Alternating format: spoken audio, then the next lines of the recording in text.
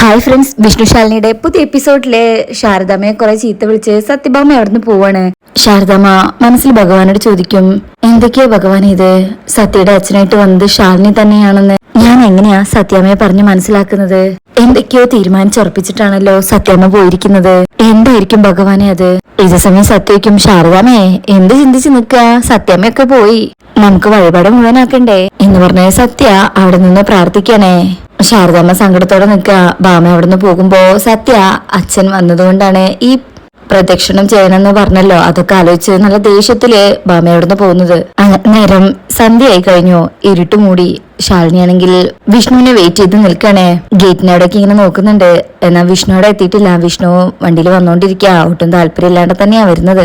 അങ്ങനെ രണ്ടുപേരും പഴയതെല്ലാം ആലോചിച്ചിട്ടാണ് അവിടെ ഇങ്ങനെ ഇരിക്കുന്നത്. അങ്ങനെ വിഷ്ണു കുടുംബശ്രീ വീട്ടിലെത്താണ്. വിഷ്ണു പുറത്ത് തന്നെ ഇങ്ങനെ നിൽക്കും. വിഷ്ണു ഏട്ടാ കയറി വാ. അതിൽ വിഷ്ണു മുഖം തിരിച്ചു നിൽക്കും. വരില്ല, അങ്ങോട്ട് കയറില്ലെന്ന് മനസ്സിലാവുമ്പോ ശാലിനി അടുത്തേക്ക് ചെല്ലുക. വിഷ്ണുയ്ക്കും എന്താ പറയാനുണ്ടെന്ന് പറഞ്ഞത്? അത് പറയാം, പക്ഷേ അതിനു മുമ്പ് എനിക്കൊരു കാര്യം അറിയണം. എന്നോട് എന്തിനാ ഇത്രയ്ക്ക് ദേഷ്യം കാണിക്കുന്നത്? ഞാൻ എന്തെങ്കിലും തെറ്റ് ചെയ്തെന്ന് കരുതുന്നുണ്ടോ? വിഷ്ണുയ്ക്കും ചെയ്തില്ലേന്ന് ഞാൻ എന്റേതെന്ന് മാത്രം വിശ്വസിച്ചിരുന്ന ആളാ താൻ. തന്നിൽ എനിക്ക് മാത്രം അവകാശം ഉണ്ടെന്ന് വിശ്വസിച്ച് അത് അഹങ്കാരമായി കൊണ്ടു നടന്ന ഒരാളാണ് ഞാൻ. എന്നെയാ നീ ചതിച്ചത്. സത്യം എന്താണെന്ന് ഞാൻ പലവട്ടം ചോദിച്ചതാ. താൻ ഇന്ന് വരെ പറഞ്ഞോന്ന്? സത്യക്ക് പിന്നിലുള്ള രഹസ്യം എന്താണെന്ന് ഞാനും എന്റെ അമ്മയും മാറി മാറി ചോദിച്ചു. അപ്പോഴും മൗനം തന്നെയായിരുന്നു നിങ്ങൾ എല്ലാവരുടെയും മറുപടി. എന്തൊക്കെയോ നിങ്ങൾ ഒളിക്കുന്നുണ്ടെന്ന് അന്ന് എനിക്കറിയായിരുന്നു. അതൊന്നും നിങ്ങളുടെ നാവുകൊണ്ട് നിങ്ങൾ ആരും പറയില്ലെന്ന് എനിക്ക് നന്നായിട്ട് അറിയായിരുന്നു. ഇതുവരെ ഞാൻ എന്റെ അമ്മയും ചോദിച്ച ചോദ്യത്തിനുള്ള ഉത്തരാണോ ഇപ്പോ സത്യയുടെ അച്ഛനെന്ന് പൊട്ടിമുളച്ച് വന്നിരിക്കുന്നത്? എനിക്കറിയണം അതാരാണെന്ന്. പറ, നിങ്ങൾ തമ്മിലുള്ള ബന്ധം എന്താണെന്ന് എനിക്കറിയണം. പറ, സത്യയുടെ ഒപ്പം വന്നതാരാ? ശാലിനിയും പറഞ്ഞു കഴിയുമ്പോ എന്നോട് കാണിച്ച ഈ അകൽച്ചയ്ക്കും വെറുപ്പിനും എന്നെ പഴിച്ച വാക്കുകൾക്കും പകരം വിഷ്ണുവിന് എന്താ പറയാൻ പോകുന്നത്? ഒരു സോറയിൽ ഒതുക്കാൻ പറ്റുന്ന വേദനയല്ല നിങ്ങൾ രണ്ടുപേരും, പ്രത്യേകിച്ച് വിഷ്ണുവിനും തന്നിരിക്കുന്നത്. ഇങ്ങനെ പറയുമ്പോ വിഷ്ണുവരും ഹലോ മതി നിർത്ത്. കാര്യങ്ങൾ എന്താണെന്ന് ആദ്യം അറിയട്ടെ, എന്നിട്ടല്ലേ പരിഹാരം എന്താന്ന് തീരുമാനിക്ക. ആദ്യം എനിക്ക് പറയാനുള്ളത് എന്താന്ന് വെച്ചാ പറ. ശാലിനി വരും അതറിയുമ്പോ ഈ കാണിക്കുന്ന ദേഷ്യം ഉണ്ടല്ലോ അതൊക്കെ തിരിച്ചെടുക്കേണ്ടി വരും. വിഷ്ണുവിന് ദേഷ്യം വരണേ. എന്നിട്ട് പറയും, അല്ലെങ്കിലും ഈ ക്ഷമയെ പരീക്ഷിക്കാന്നുള്ളത് നിങ്ങളെ സ്ത്രീവർഗത്തിന്റെ ഒരു ശാപമാണ്. പറയുന്നുണ്ടെങ്കിൽ പറ, എനിക്ക് ഇവർ പണിയുണ്ട് ശാലിനി. അതിൽ ശാലിനി വിഷ്ണുവിന്റെ കൈകളിൽ കയറി പിടിക്കും. വിഷ്ണുവിന് അതൊന്നും ഇഷ്ടപ്പെടുന്നില്ല. വിഷ്ണുട്ടാ, അന്ന് സത്യയോടൊപ്പം വന്ന അക്ഷയ് എന്നിങ്ങനെ പറഞ്ഞു തുടങ്ങുമ്പോഴേക്കും ഒരു ഓട്ടോറിക്ഷ അങ്ങോട്ട് വരണേ. ശാരദാമ്മയും സത്യയും ക്ഷേത്രത്തിൽ നിന്ന് വന്നിരിക്കുക. ശാലിനിക്ക് പറയാൻ പറ്റുന്നില്ല, വേഗം കൈയെടുക്കും. ഹായ് ബിഗ് ഫ്രണ്ട്, എപ്പോ വന്നു എന്ന് വെച്ച് സത്യ അടുത്തേക്ക് ഓടിച്ചെല്ലും. ഇപ്പൊ എത്തിയതേ ഉള്ളൂ മോള് എവിടെ പോയിരുന്നു? സത്യവരും ക്ഷേത്രത്തിൽ പോയതാ. സത്യമോൾക്ക് മുട്ടുകൾ പ്രദക്ഷിണം ഉണ്ടായിരുന്നു. വിഷ്ണുക്കും അതെന്താ ഇപ്പൊ അങ്ങനെ ഒരു വഴിപാട്? അച്ഛൻ വരാൻ വേണ്ടി ഞാൻ നേർന്നതാ, അതുകൊണ്ടാ ഇത്രയും കാലം വരാണ്ടിരുന്ന എന്റെ അച്ഛൻ വന്നത്. അപ്പൊ പിന്നെ വഴിപാട് നടത്തണ്ടേ? വിഷ്ണുവിന് അങ്ങ് ദേഷ്യം വരും. ശാലിനി ഇങ്ങനെ ദേഷ്യത്തിൽ നോക്കുന്നുണ്ട്. അത് മാത്രമല്ല എന്നോട് ഭയങ്കര സ്നേഹ എന്റെ അച്ഛന്. ഇതോടെ കേൾക്കുമ്പോ വിഷ്ണുവിന് ദേഷ്യം വല്ലാണ്ട് ഇരട്ടിയാവണേ. കടിച്ചമർത്തി നിൽക്കുക. വന്നു കഴിഞ്ഞാ എവിടെ കൊണ്ടുപോകാൻ പറഞ്ഞാലും കൊണ്ടുപോകും. എന്ത് വാങ്ങിച്ചു തരാൻ പറഞ്ഞാലും വാങ്ങിച്ചു തരും. നല്ല സ്നേഹമുള്ള അച്ഛനാ എന്റേത്, നല്ല സുന്ദരൻ അച്ഛൻ. പിന്നെ അല്ലേ ബിഗ് ഫ്രണ്ട് എന്റെ അച്ഛൻ. അപ്പോഴേക്കും ശാലിനി, അമ്മേ മോളകത്തേക്ക് കൊണ്ടുപോ. മോള് വാ. അല്ല മോള് വിഷ്ണുവിനോടൊന്നും പറഞ്ഞില്ലേ? ശാലിനിക്ക് അങ്ങ് ദേഷ്യം വരും. അമ്മ മോളെ നാത്തേക്ക് കൊണ്ടുപോ. വിഷ്ണു ആണെങ്കിൽ ദേഷ്യം കടിച്ചമർത്തിയാണല്ലോ നിൽക്കുന്നത്. അത് കണ്ടതുകൊണ്ടാ ശാലിനി അങ്ങനെ പറയുന്നത്. അങ്ങനെ ശാരദാമ്മ മോളകത്തേക്ക് വാ, നമുക്ക് എന്തെങ്കിലും കഴിക്കാം എന്ന് പറഞ്ഞ് വിളിക്കുമ്പോ സത്യവരം, ബിഗ് ഫ്രണ്ടേ വാ, നമുക്ക് എന്തെങ്കിലും കഴിക്കാം, വാ ബിഗ് ഫ്രണ്ടേ എന്ന് പറഞ്ഞ് കൈ പിടിച്ച് വലിക്കുന്നുണ്ട്. വിഷ്ണു ദേഷ്യം കടിച്ചമർത്തിയാ നിൽക്കുന്നത്. മോള് പൊക്കോ എന്നിങ്ങനെ സോഫ്റ്റ് ആയിട്ട് പറയും. എന്നാൽ ശാലിനിക്ക് മനസ്സിലാവുന്നുണ്ട്.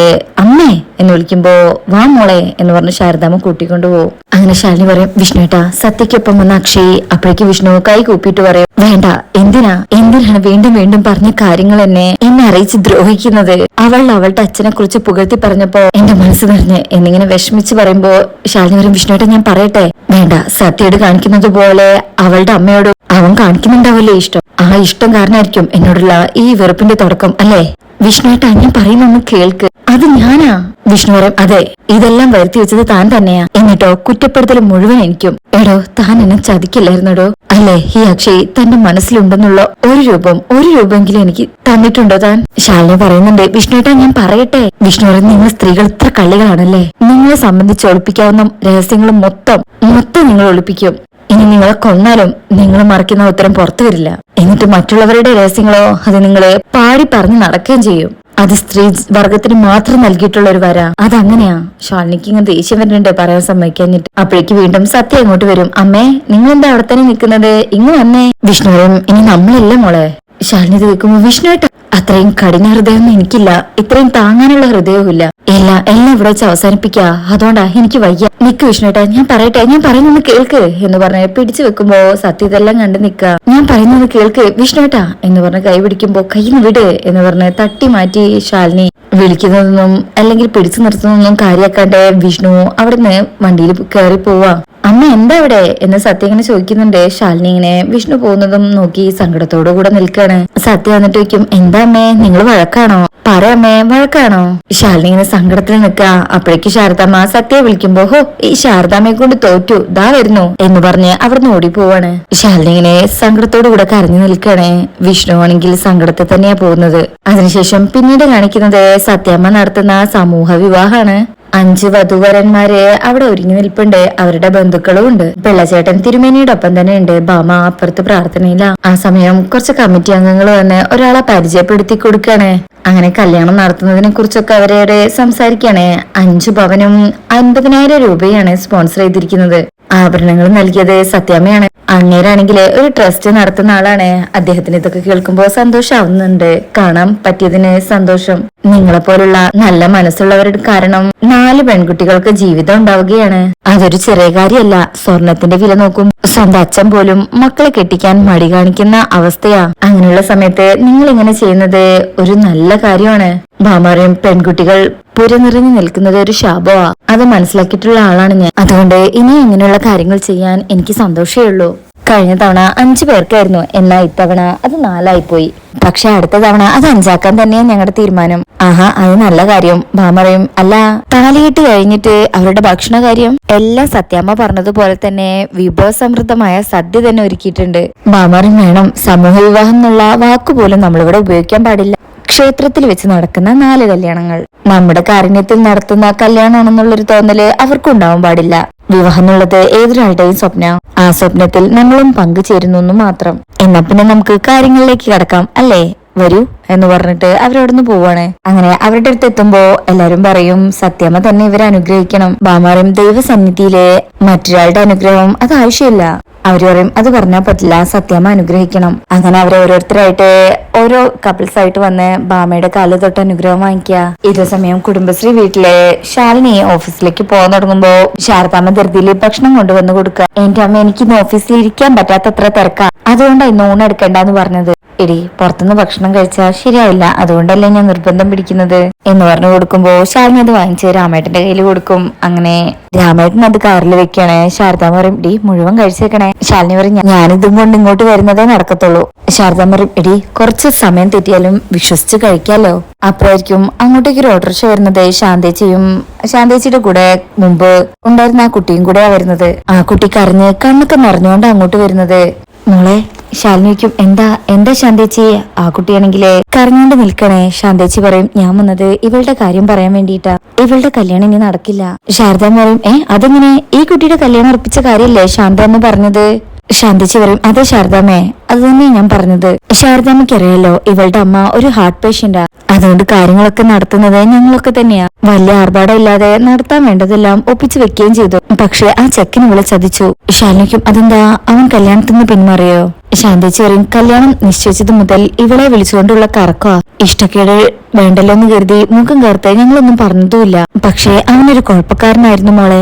ഇവളെ കൊണ്ടു നടന്ന് വലിയ മോഹങ്ങളൊക്കെ കൊടുത്ത് 1.5 പവന്റെ ഒരു കമ്മലുണ്ടായിരുന്നത് വാങ്ങിച്ചെടുത്തു. ഇപ്പൊ കേൾക്കുന്നു ഇന്ന് നടക്കുന്ന സമൂഹ വിവാഹത്തിൽ 5 പവൻ സ്വർണവും 50,000 രൂപയും വാങ്ങിച്ചുകൊണ്ട് അവൻ മറ്റൊരു പെൺകുട്ടിയെ താലി കെട്ടാൻ പോകുന്നു. ആ കല്യാണം നടന്നാൽ ഇവൾ ആത്മഹത്യ ചെയ്യുന്നു പറഞ്ഞിരിക്കും. ശാലിനി ഇത് കേൾക്കുമ്പോ ആ കുട്ടിയെ നോക്കോ, ആ കുട്ടി ഇങ്ങനെ കരയുന്നുണ്ട്.